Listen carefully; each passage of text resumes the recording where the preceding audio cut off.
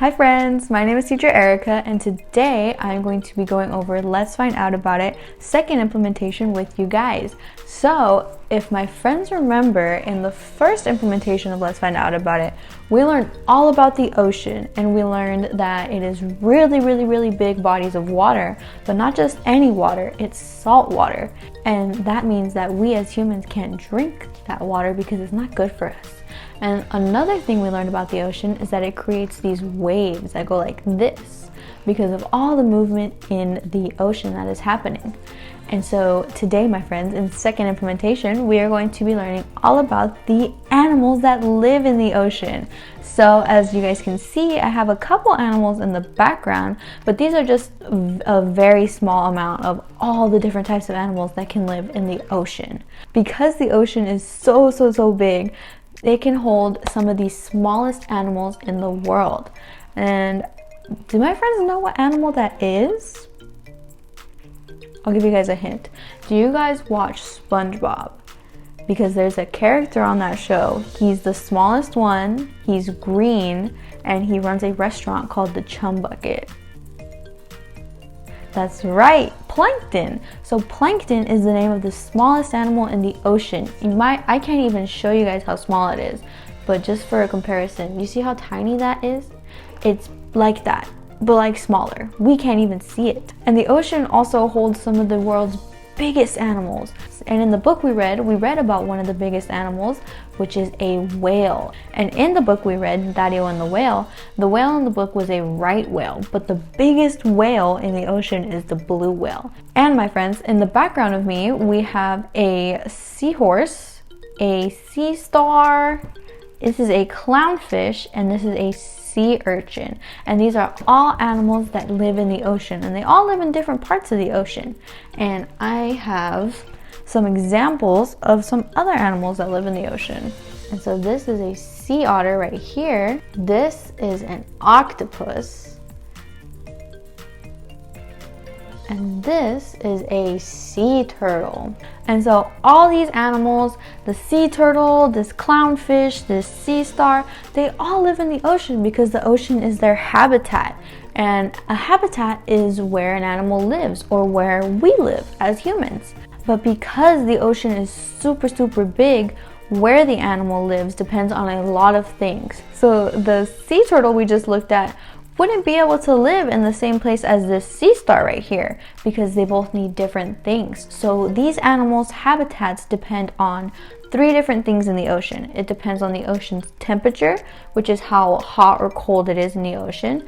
It depends on how deep the ocean is, which means if it's closer to the top or closer to the bottom, because the closer to the top you are, the hotter it's going to be because you're closer to the sun. The closer to the bottom you are, the colder it's going to be because you're farther from the sun and it's darker down there. And then the third thing is how far the animal lives from the shore. And that is also going to relate to how deep the water is, because the closer to the shore you are, the more shallow the water is, which means that you can put your feet in and you can still see your feet if you wiggle your toes around in the water. But if you were to get farther from the shore, the water is going to get darker, and it's also going to get colder, and you can't see your feet as well. And that's one of the ways we can tell the difference between shallow water and deeper water. And so, my friends, because of all these different factors that affect where an animal lives in the ocean, that is why the ocean can hold so many different types of animals, because it is so diverse, which means that it has a lot of different areas and habitats for a lot of different animals.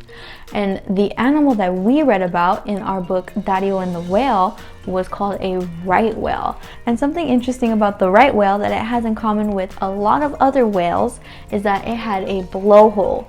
And so this, my friends, right here is a blowhole. All my friends can see that hole right there? That is where a whale will blow water out of the top of its head. And I'm going to show you guys a picture of what that looks like. So this is a humpback whale, not a right whale, but this is what it looks like when any whale blows water out the top of their head. And they do that because it helps them to breathe. A whale can't breathe underwater like this seahorse can or like this clownfish can. It has to come up to the top and it has to blow all that water out so that way it can take in a big deep breath of air, and it can go back down underwater. And so my friends, I want you guys to try something. I want us all to take in a big deep breath through their nose and then breathe out through their mouth. So on the count of 3, we're gonna breathe in and then breathe out. Take a deep breath. 1, 2, 3.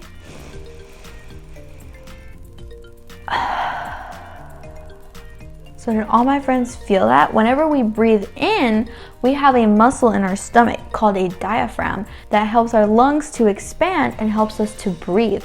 A lot of people think we breathe with our chest, but we actually breathe more down here towards our stomach, which is why when you breathe in, your stomach goes out a little bit. And when you breathe out, your stomach goes back in because your lungs are pushing all that air out. We don't breathe in water, do we? No, my friends, we don't. Which is why we don't have blowholes like the whales do. And the whales also do not breathe out on their stomachs. They breathe out up here at their blowholes. Whenever they blow out the air at the top of their head, that's them breathing out all that water so they can take a big deep breath of air and go back down under. And now while all whales may have 1 or 2 blowholes so they can breathe, not all whales have the same type of teeth. So can all my friends show me their smiles? So while